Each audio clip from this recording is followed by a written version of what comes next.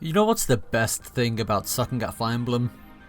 You see, as Fire Emblem doesn't actually require any technical skill, all that's left to blame for when you lose is either you or the RNG. And judging by the fact you can beat a lot of these games with 0% growths, it's almost most definitely a skill issue.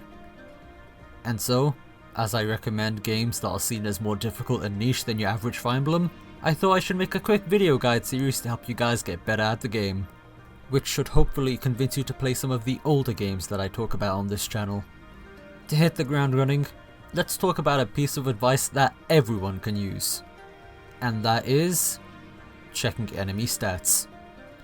Now I know everyone watching this is sighing for how much of an obvious thing this is to say, but this is the single most biggest piece of advice that everyone, and I mean everyone, needs to hear.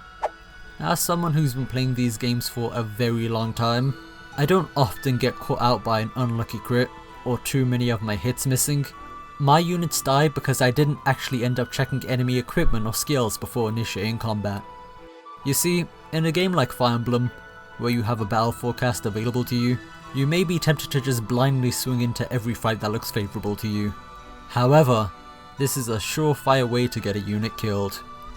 Enemies can randomly come packing with a weapon that has effectiveness damage, or a skill that you didn't check for. Yeah, some games warn you of the effectiveness damage ahead of time, but not every game does this, so it's important to keep a mental note of it manually. Make sure to check every enemy you face off against, because the second you realise you should have, it'd already be too late. I won't forget you, buddy. This point is especially more prevalent when it comes to games with more skill-heavy systems, such as Berwick Saga and the 3DS Fire Emblem games. The developers know that checking enemy unit stats one after another is tiring, and that's exactly why they abuse your laziness to catch you by surprise. It's an easy way to get you caught off guard and lose a unit.